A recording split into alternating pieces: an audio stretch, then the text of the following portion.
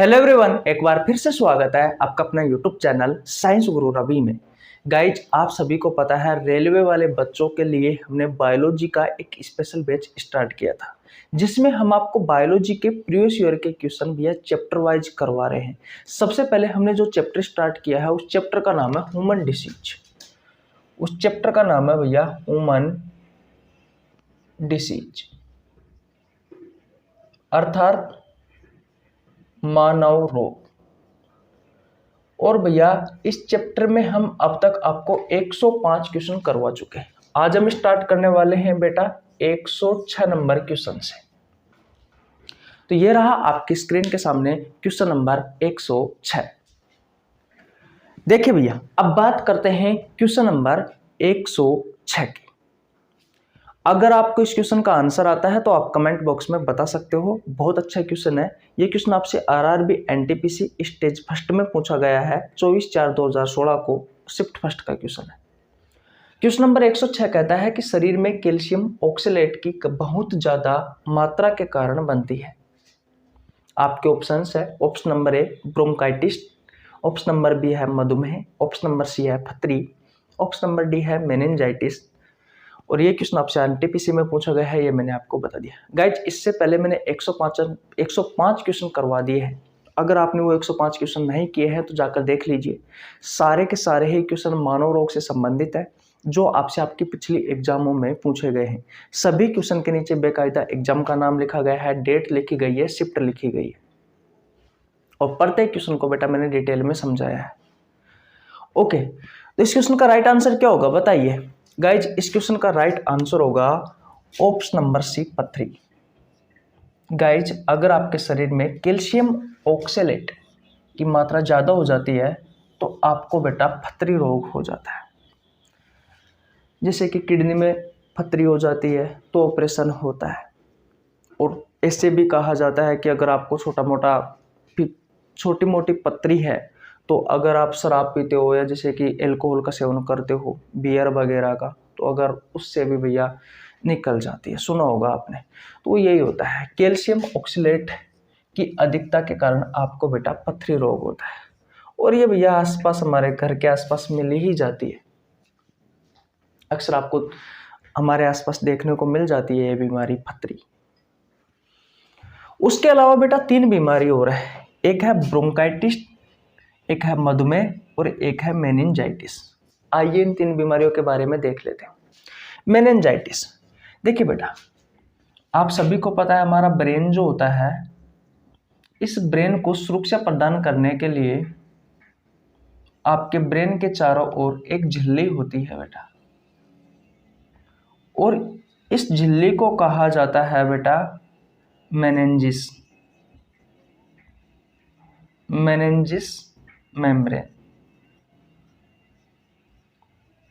क्या कहा जाता है? मेनिंजिस मेम्ब्रेन कहा जाता है। और बेटा इसकी भी 3 परतें होती है। एक होता है ड्यूरामेटर, एरेक्नोइड और पियामेटर। ये 3 परतों से मिलकर के बनी हुई होती है आपकी मेनिंजिस मेम्ब्रेन, जो आपके ब्रेन को बाहरी आघातों से सुरक्षा प्रदान करती है। बैक्टीरिया के कारण, मुख्य रूप से बेटा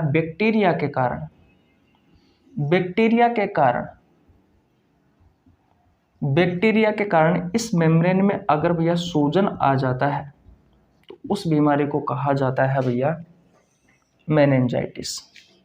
तो उस बीमारी को कहा जाता है बेटा मेनिंजाइटिस। हिंदी में कहा जाता है बेटा दिमाग की बुखार भी कहा दिया जाता है। बोलो, इतनी बात क्लियर हो गई? ओके, बात करते हैं ऑप्शन नंबर बी की, मधुमेह की।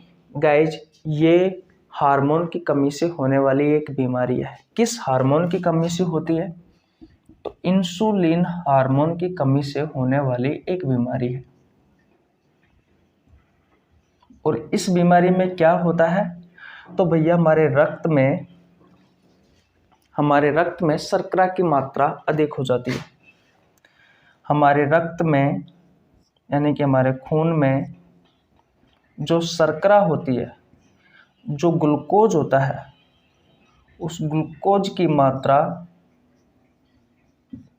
अधिक हो जाती है भैया। इस बीमारी को ही मधुमेह या डायबिटीज रोग कहा जाता है। ब्रोंकाइटिस क्या होता है? तो हमारे फेफड़ों की जो श्वास नली होती है बेटा, हमारे फेफड़ों की जो श्वास नली होती है, उस श्वास नली में बेटा सूजन आ जाता है। उस श्वास नली की अंदर की जो परत होती है उसमें सूजन आ जाता है बेटा, जिससे श्वास नली ब्लॉक होने लग जाती है और उसी बीमारी को कहा जाता है ब्रोंकाइटिस। तो ब्रोंकाइटिस क्या है? फेफड़ों की श्वास नली में सूजन। मधुमेह क्या है? रक्त में शर्करा की मात्रा का अधिक होना। और मेनिंजाइटिस क्या है बेटा? मेनिंजाइटिस है आपके ब्रेन को सुरक्षा प्रदान करने वाली जो झिल्ली होती है, जो मेम्ब्रेन होती है, मेनिंजिस मेम्ब्रेन, उसमें बैक्टीरिया के कारण सूजन आ जाता है, जिसे बेटा मेनिंजाइटिस रोग कहा जाता है। और बेटा अब बात आती है कि पथरी क्या है? तो जब आपके शरीर में कैल्शियम ऑक्जिलेट या कैल्शियम ऑक्सलेट की मात्रा ज़्यादा हो जाती है तो आपको पथरी रोग हो जाता है। चारों बीमारियों के बारे में गाइज मैंने आपको बहुत अच्छे से पढ़ा दिया है। अगर आपको इन चीज़ों के बारे में डिटेल में पढ़ना है तो देखो बेटा, कोई पर्सनल रूप से कोई एक चैप्टर की कहानी तो है नहीं है ये सभी। अगर आपको ब्रोंकाइटिस के बारे में पढ़ना है बेटा तो श्वसन तंत्र वाला चैप्टर पढ़ना होगा। मेनिंजाइटिस के बारे में पढ़ना है तो आपको नर्वस सिस्टम वाला चैप्टर पढ़ना होगा। अगर आपको मधुमेह रोग के बारे में पढ़ना है तो आपको अंतःस्रावी तंत्र वाला चैप्टर पढ़ना होगा, यानी कि एंडोक्राइन सिस्टम वाला चैप्टर पढ़ना होगा।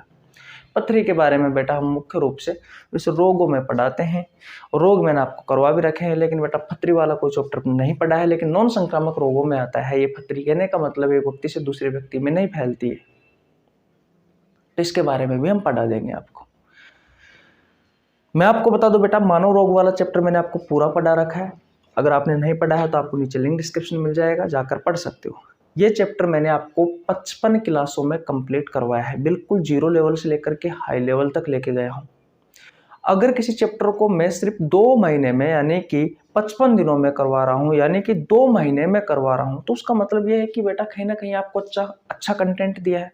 और मैं आपको बता दूं बेटा, जो मैंने आपको पढ़ाया है उसमें से मैंने आपके प्रीवियस ईयर के क्वेश्चन निकाले।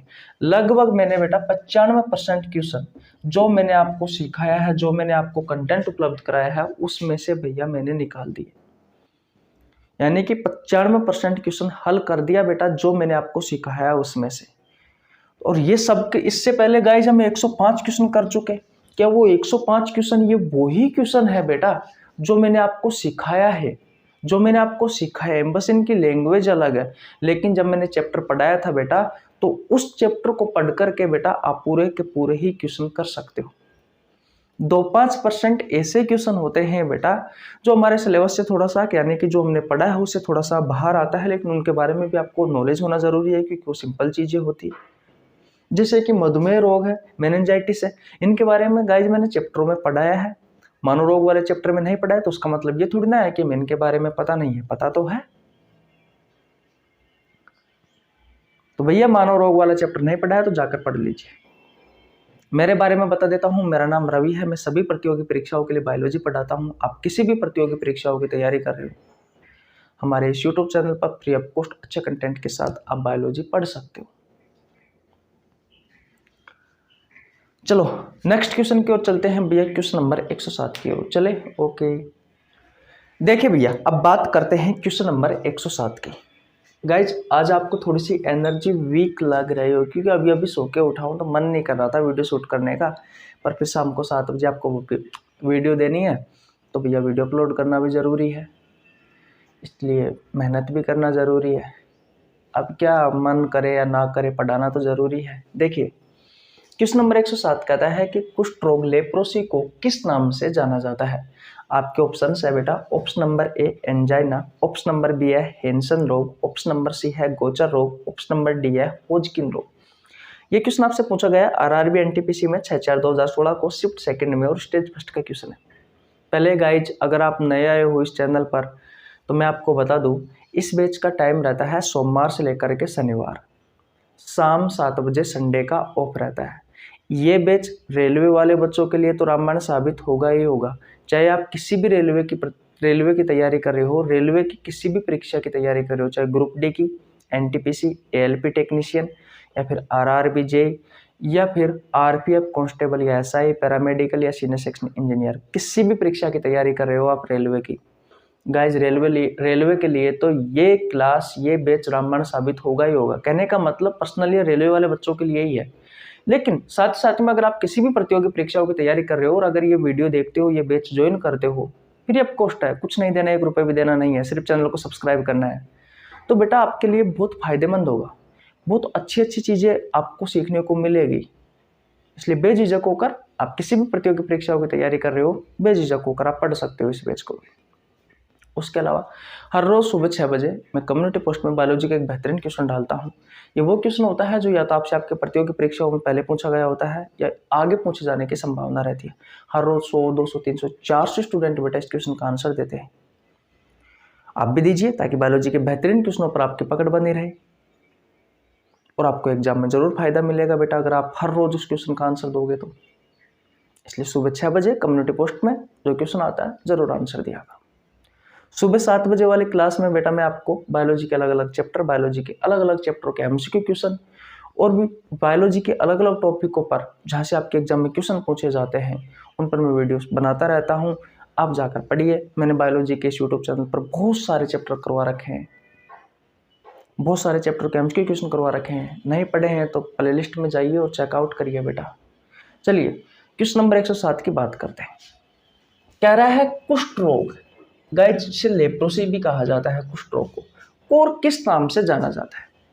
ध्यान से समझिए बेटा, ये जो कुष्ठ रोग है ये एक बैक्टीरिया से होने वाली बीमारी है, यानी कि ये एक बैक्टीरियल डिसीज है,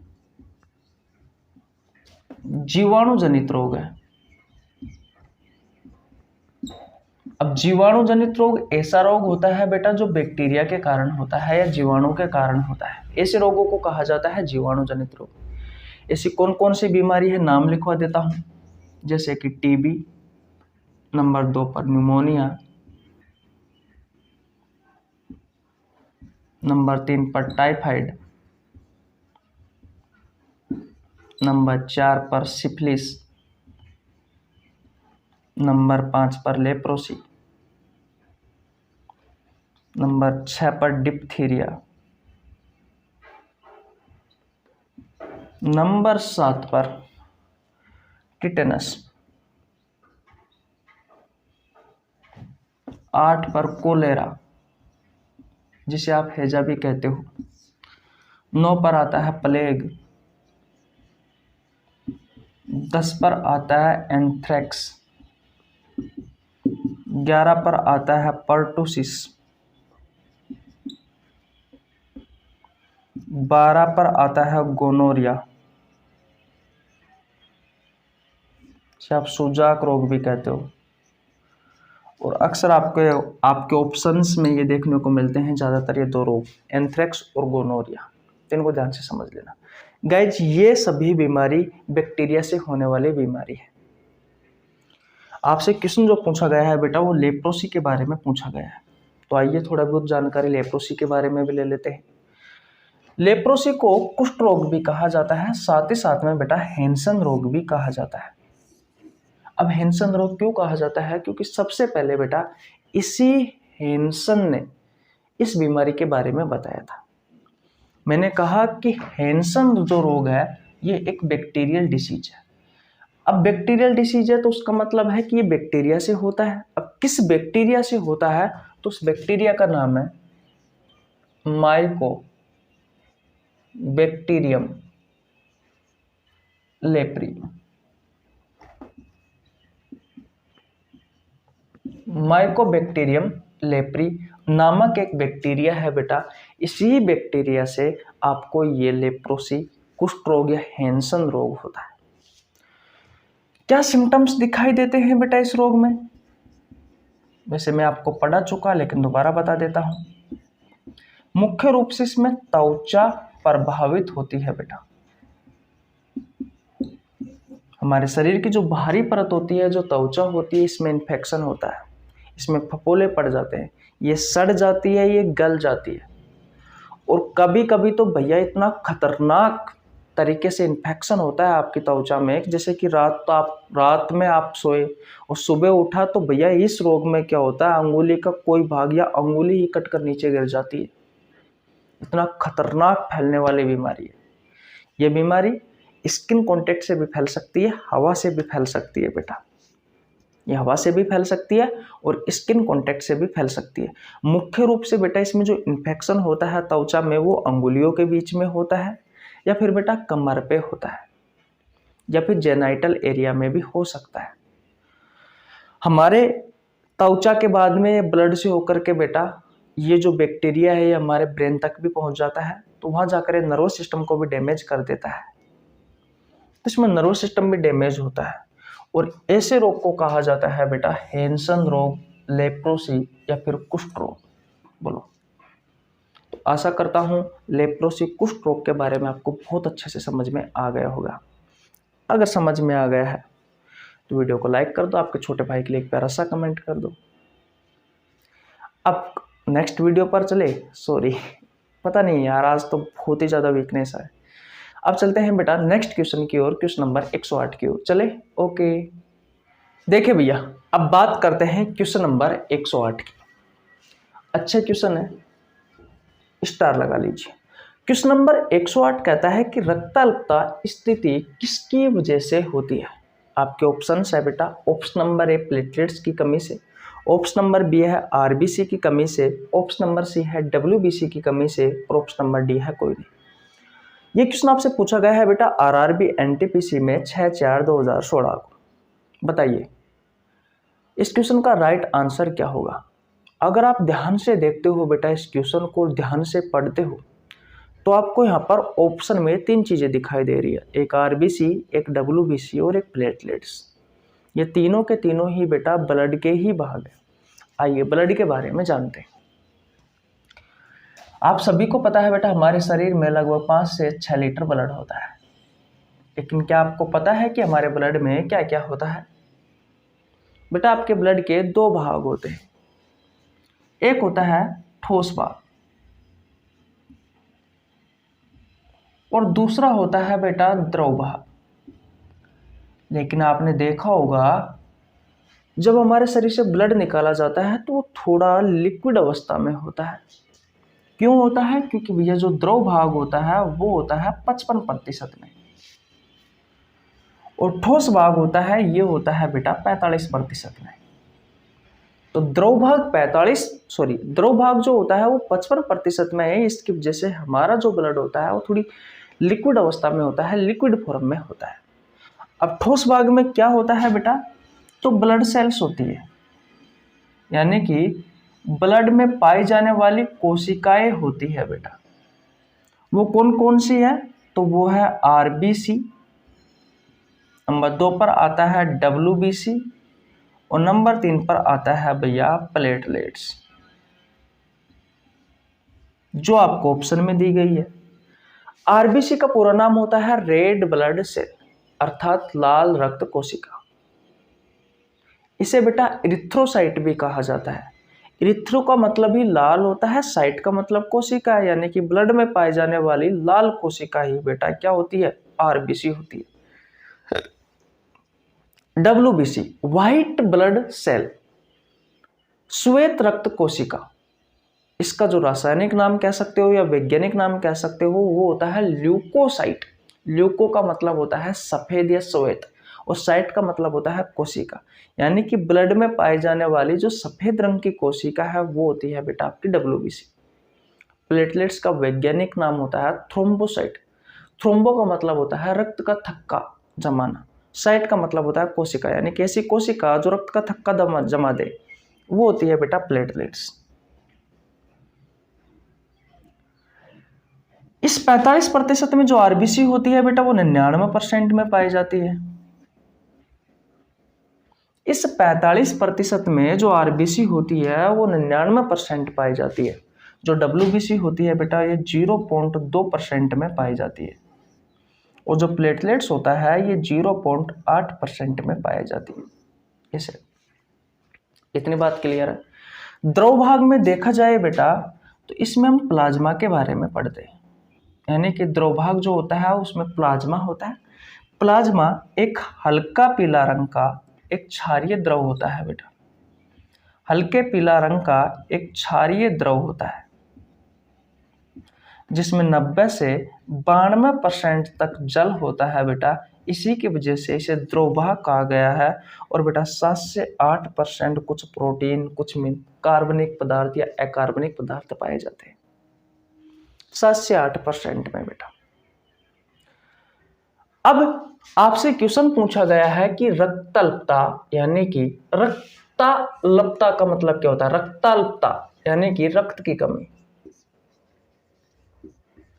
रक्त अल्पता, अगर आप इसको तोड़ करके देखोगे तो रक्त अल्पता निकलता है, संधि विच्छेद करके देखते हो तो। और रक्त अल्पता का मतलब होता है रक्त की कमी, यानी कि खून की कमी, अगर मैं सिंपल भाषा में कहूं तो क्वेश्चन पूछा गया है कि खून की कमी की जो स्थिति है वो किसकी वजह से होती है? क्या प्लेटलेट्स की कमी से हो सकती है, क्या आरबीसी की कमी से हो सकती है, क्या डब्ल्यूबीसी की कमी से हो सकती है, या फिर कोई नहीं? तो ये क्वेश्चन तो ऐसे ही गलत कट गया, क्योंकि हमें लग रहा है कि इनमें से कोई हो सकता है।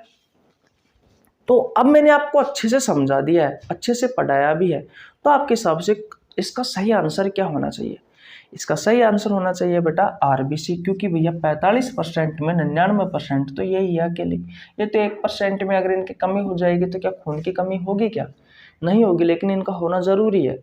और ये डब्ल्यूबीसी काम क्या करती है, आरबीसी क्या काम करती है, प्लेटलेट्स क्या काम करती है, अगर आपको नहीं पता तो मैंने ब्लड वाला चैप्टर आपको पढ़ा रखा है। नहीं पढ़ा है तो आपको नीचे लिंक डिस्क्रिप्शन में मिल जाएगा, नहीं तो चैनल पर जाकर प्लेलिस्ट में जाकर चेकआउट कर लीजिए। और भैया ब्लड वाला चैप्टर पढ़ लीजिए, 10 क्लासों में मैंने आपको बहुत अच्छे से पढ़ाया है, हालांकि वो 40-40 मिनट की क्लास है प्रत्येक की। तो राइट आंसर होगा बेटा आरबीसी की कमी से खून की कमी देखी जा सकती है। आशा करता हूँ ये क्वेश्चन भी आपको बहुत अच्छे से समझ में आ गया होगा। अब चलते हैं गाइज नेक्स्ट क्वेश्चन की ओर। चले भैया, ओके। देखिए भैया, अब बात करते हैं क्वेश्चन नंबर 109 की। अच्छा क्वेश्चन है। क्वेश्चन नंबर 109 कहता है कि पीला बुखार अर्थात पीत ज्वर मुख्य रूप से इंसानों के बीच किससे फैलता है?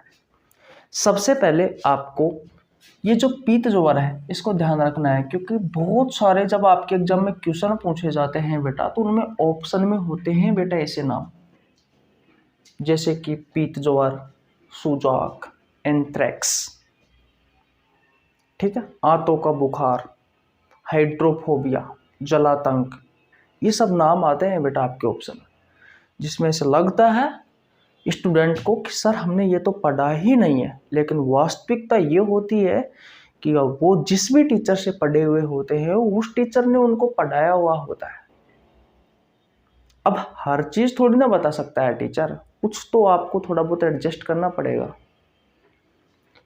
क्वेश्चन नंबर 109 कहता है कि पीला बुखार मुख्य रूप से इंसानों के बीच किससे फैलता है? आपके ऑप्शंस है, ऑप्शन नंबर ए मादा मच्छर के काटने से, ऑप्शन नंबर बी नर मच्छर के काटने से, ऑप्शन नंबर सी पानी से, ऑप्शन नंबर डी वायु से। ये क्वेश्चन आपसे पूछा गया आरआरबी एनटीपीसी में 6/4/2016। बताइए राइट आंसर क्या होगा? इसका राइट आंसर होगा बेटा ऑप्शन नंबर ए मादा मच्छर के काटने से। गाइज, इंसानों में मच्छर के काटने से जो बीमारी होती है, याद रखना भैया, वो मादा मच्छर के काटने से ही होती है। बेचारे नर मच्छर तो काटते ही नहीं है, काटते तो है, ऐसी बात नहीं है कि नर मच्छर काटते नहीं है, लेकिन मादा मच्छरों से, मुख्य रूप से इन्हीं मादा मच्छरों से ही बीमारी होती है। ठीक है। अब भैया मादा मच्छर भी तो अलग अलग हो सकती है, तो मादा मच्छर का नाम भी तो पूछा जा सकता है। देखिए बेटा 2-3 मच्छरों के नाम लिखवाता हूं जो मादा है। एक होती है फीमेल एडीज इजिप्टाई मॉस्किटो, एक होती है फीमेल एनोफ्लीज मॉस्किटो, एक होती है बेटा फीमेल कुलेक्स मॉस्किटो। ये 3 मादा मच्छर है, मादा एडिज इजिप्टाई मच्छर, मादा एनफ्लीज मच्छर और मादा क्यूलेक्स मच्छर। तो ये जो पीत ज्वर है, ये जो पीला बुखार है बेटा, ये फैलता है फीमेल एडिज इजिप्टाई मॉस्किटो से। डेंगू के बारे में मैं आपको पढ़ा चुका है, इनके बारे में पहले भी बता चुका कि ये कौन कौन सी बीमारी करते हैं। डेंगू, चिकनगुनिया,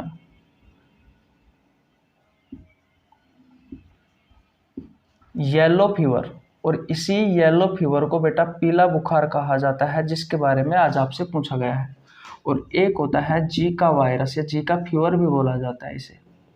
ये चारों बीमारी बेटा मादा एडिज इजिप्टाई मच्छर से फैलती है, और इसे टाइगर मच्छर भी कहा जाता है, टाइगर मॉस्किटो भी कहा जाता है। ये मच्छर बेटा साफ पानी में रहता है, इस बात का आपको ध्यान रखना है।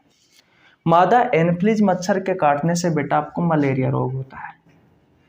मलेरिया, कौन सा? मलेरिया। याद रखना, dengue, chikungunya, yellow fever, Zika virus, ये वायरस से होने वाली बीमारी है जीका फीवर। मलेरिया जो है ये एक प्रोटोजोनल डिसीज है, यानी कि प्रोटोजोआ से होने वाली बीमारी है। फीमेल क्यूलेक्स मॉस्किटो, इस मच्छर के काटने से होता है बेटा आपको एलिफेंटियासिस रोग। एलिफेंटियासिस या फिर भैया फाइलेरियसिस, हिंदी में कहा जाता है हाथी पांव रोग। और ये बीमारी भी बेटा एक प्रोटोजोनल डिसीज है, यानी कि प्रोटोजोआ से होने वाली बीमारी है। तो 3 प्रकार के मादा मच्छर होते हैं जो मुख्य रूप से इंसानों में संक्रमण पैदा करते हैं, यानी कि रोग पैदा करते हैं। Female aedes aegypti mosquito, female anopheles mosquito और female culex mosquito. Female aedes aegypti mosquito ये 4 बीमारी करती है, चारों के चारों ही वायरस से होती है। Dengue, chikungunya, yellow fever, Zika fever. Female anopheles mosquito malaria रोग पैदा करती है, जो कि एक प्रोटोजोनल डिसीज है। और फीमेल क्यूलेक्स मॉस्किटो ये एलिफेंटियासिस, इसी का ही दूसरा नाम होता है फाइलेरियसिस, और इसे हिंदी में कहा जाता है हाथी पांव रोग। ये भी एक प्रोटोजोनल डिसीज यानी कि प्रोटोजोआ से होने वाली बीमारी है। तो आपका राइट आंसर होगा बेटा ऑप्शन नंबर ए, मादा मच्छर। चले भैया आगे। आशा करता हूं क्वेश्चन नंबर 109 आपको बहुत अच्छे से समझ में आ गया होगा। अब चलते हैं बेटा हम नेक्स्ट क्वेश्चन की ओर, क्वेश्चन नंबर 110 की ओर। चले, ओके। देखिए भैया, अब बात करते हैं क्वेश्चन नंबर 110 के। यह आज का हमारा अंतिम क्वेश्चन होगा और अच्छा क्वेश्चन है बेटा। ये क्वेश्चन आपसे एसएससी में पूछा गया है, रेलवे में पूछा गया है, और रेलवे में भी बेटा अलग अलग एग्जामों में पूछा गया है, जैसे कि ग्रुप डी में पूछा गया है और एनटीपीसी में भी पूछा गया है। क्वेश्चन नंबर 110 कहता है कि रोगों को फैलाने वाले कीड़ों को क्या कहते हैं। आपके ऑप्शंस है, option number A transmitter, option number B है ट्रांसपोर्टर, ऑप्शन नंबर सी है वेक्टर, ऑप्शन नंबर डी है लिफ्ट। और ये क्वेश्चन आपसे पूछा गया है आरआरबी एनटीपीसी में 7/4/2016 को शिफ्ट सेकंड में और स्टेज फर्स्ट में। एसएससी में आपसे क्वेश्चन पूछा गया था बेटा कि एक व्यक्ति से दूसरे व्यक्ति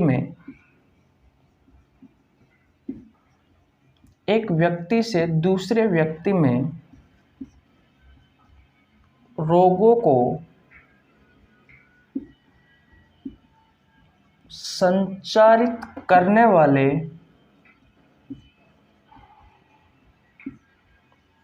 जीवों को क्या कहते हैं। ये जो क्वेश्चन था बेटा, ये क्वेश्चन आपसे एसएससी में पूछा गया है, सेम यही क्वेश्चन था। ऑप्शन ये भी हो सकते हैं, और ये आपसे रेलवे एनटीपीसी में पूछा गया था। ग्रुप डी में भी कुछ इस तरीके से ही पूछा गया था। एग्जैक्ट मुझे क्वेश्चन क्या था वो ये पता नहीं है, लेकिन ये फिक्स है कि क्वेश्चन यही था बेटा, क्वेश्चन इसी से ही संबंधित था। क्वेश्चन नंबर 110 कहता है कि रोगों को फैलाने वाले कीड़ों को क्या कहते हैं। क्या कहते हैं बेटा? क्या ट्रांसमीटर कहते हैं, या ट्रांसपोर्टर कहते हैं, वेक्टर कहते हैं, या लिफ्ट कहते हैं? बताइए, लिफ्ट होता है क्या? नहीं। इसका सही आंसर होगा बेटा ऑप्शन नंबर सी, वेक्टर।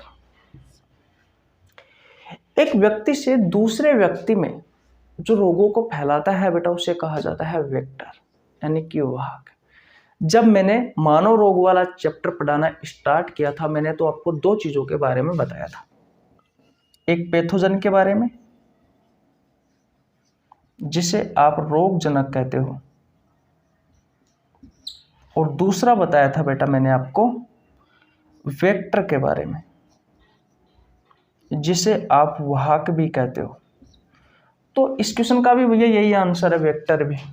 आप सोचने लग जाओ कि सर ने उस क्वेश्चन का आंसर बताया ही नहीं, दोनों क्वेश्चनों का आंसर सेम है।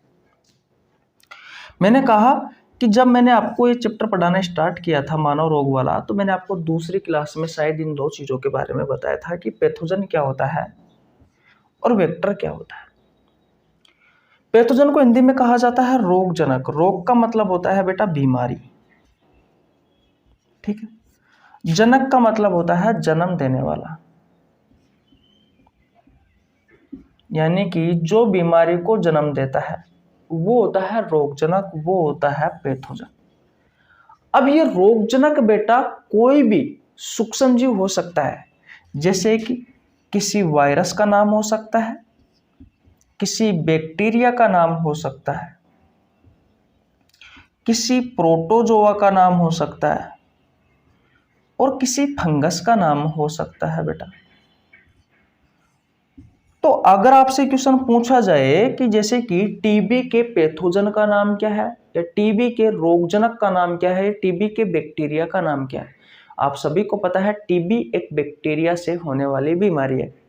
तो Mycobacterium tuberculosis bacteria MTB TB के बैक्टीरिया का नाम है। तो बेटा ये एमटीबी है जो माइकोबैक्टीरियम ट्यूबरक्लोसिस जो बैक्टीरिया है, ये बेटा टीबी का क्या है, पैथोजन है, रोगजनक है, क्योंकि इसी बैक्टीरिया के कारण आपको टीबी हुआ है। तो मैंने भी तो यही कहा आपसे कि बैक्टीरिया का नाम हो सकता है, वायरस का नाम हो सकता है, प्रोटोजोआ का नाम हो सकता है, फंगस का नाम हो सकता है। जैसे कि एड्स है, एक्वायर्ड इम्यूनोडेफिशिएंसी सिंड्रोम। एड्स एक बीमारी है जो कि एक वायरस के कारण होती है। किस वायरस के कारण होती है? HIV वायरस के कारण होती है। तो मैं आपसे पूछता हूं कि भैया एड्स के पैथोजन का नाम क्या है, तो आप क्या बताओगे? HIV virus. मैंने कहा कि कोई वायरस का नाम हो सकता है, तो वो होता है बेटा पैथोजन यानी कि रोगजनक। दूसरी बात आती है वेक्टर। वेक्टर क्या होता है? जैसे कि आपसे क्वेश्चन में पूछा गया है कि रोगों को फैलाने वाले कीड़ों को क्या कहते हैं, तो भैया वेक्टर कहते हैं। या तो आप इस तरीके से समझ लीजिए, या फिर किसी एक व्यक्ति से दूसरे व्यक्ति में रोगों को फैलाने वाले जो जीव होते हैं, जो सूक्ष्म जीव होते हैं, जो कीड़े होते हैं, उन्हें भी वेक्टर ही कहा जाता है। या फिर मैं ये कहूं कि एक स्थान से दूसरे स्थान तक ये जो पैथोजन होते हैं, ये जो रोगजनक होते हैं, जैसे कि कोई वायरस हो गया, कोई बैक्टीरिया हो गया, कोई प्रोटोजोआ हो गया, कोई फंगस हो गया, उसको एक स्थान से दूसरे स्थान तक ले जाने वाले जो जीव है बेटा, उन्हें भी वेक्टर ही कहा जाता है। अरे भैया कुछ नहीं है, ये सिर्फ लैंग्वेज का फर्क है। एग्जामिनर आपसे ऐसे ही तो घुमा घुमा कर क्वेश्चन करता है, ये लैंग्वेज का फर्क है बेटा, और कुछ नहीं है। चीज एक ही है कि रोगों को फैलाता है। अब रोग किसके कारण होते हैं? इस पैथोजन के कारण होते हैं। तो पैथोजन को एक व्यक्ति से दूसरे व्यक्ति में ले जा, चाहे एक स्थान से दूसरे स्थान तक ले जा, बात तो एक ही है। यहां पर कीड़े कह दिए और यहां पर जीव कह दिए, फर्क थोड़ी ना है। बस मेन चीज है, बस कॉन्सेप्ट सीखो। मैं कुछ नहीं जानता यार, कॉन्सेप्ट सीखना है। अगर आप कॉन्सेप्ट आपको समझ में आ गया तो फिर एग्जामिनर कोई सी भी लैंग्वेज में आपसे पूछे, आप उसका आंसर कर दोगे। सबसे पहले क्वेश्चन को करने का तरीका एक ही होता है, पहले बेटा अच्छे से क्वेश्चन को पढ़ो। अगर क्वेश्चन समझ में आ गया तो बेटा 30 से 40% क्वेश्चन तो वैसे ही हल हो जाता है। अगर आपको यह समझ में आ गया है कि क्वेश्चन क्या पूछ रहा है, तो बेटा 30 से 40% तो वैसे ही समझ में आ गया। क्वेश्चन का आंसर भले ही आपसे नहीं आता हो, और अगर आपको ऑप्शन काटना आता है, और अगर आप 2 ऑप्शन भी काट लेते हो, तो बेटा 30% वैसे हल हो जाता है। अब 40% क्वेश्चन को पढ़कर आपने हल कर लिया, 20% अगर आपने ऑप्शन को काट करके, 20% 30% मान लो यार, 30% मान लीजिए, अगर 30% आपने 2 ऑप्शन काट दिए बेटा, तो बचे क्या? 70% क्वेश्चन आपका हल हो चुका है बेटा। बचे 20%, 2 बचे हैं बेटा। राम जी का नाम लेकर तुक्का मार दो, आपका राइट आंसर आ जाएगा। लेकिन ऐसे नहीं मार सकते ना, उसके लिए नॉलेज भी तो जरूरी है। नॉलेज कहां से आएगी? जब आप पढ़ोगे। क्योंकि क्रॉस चेक करना भी तो, ऑप्शन को मारना भी तो ऐसे थोड़ी ना होता है, उसके लिए भी तो पढ़ना पड़ेगा आपको। तो इन सबसे अच्छा है पढ़ो, ठीक है। तो आज का क्वेश्चन 5 क्वेश्चन करवाए हैं, अच्छे से समझ में आ गए होंगे। और 35 मिनट की क्लास हो चुकी है, आज यहीं तक रखते हैं, ठीक है। मिलते हैं नेक्स्ट वीडियो में, तब तक के लिए जय हिंद, जय भारत, राम राम। चैनल पर नया है तो चैनल को सब्सक्राइब कर लेना। किसी भी प्रतियोगी परीक्षाओं की तैयारी कर रहे हो, बायोलॉजी पढ़नी है अच्छे कंटेंट के साथ, बिल्कुल आसान भाषा में, तो पढ़ सकते हो इस यूट्यूब चैनल पर। बाय बाय, मिलते हैं नेक्स्ट वीडियो में।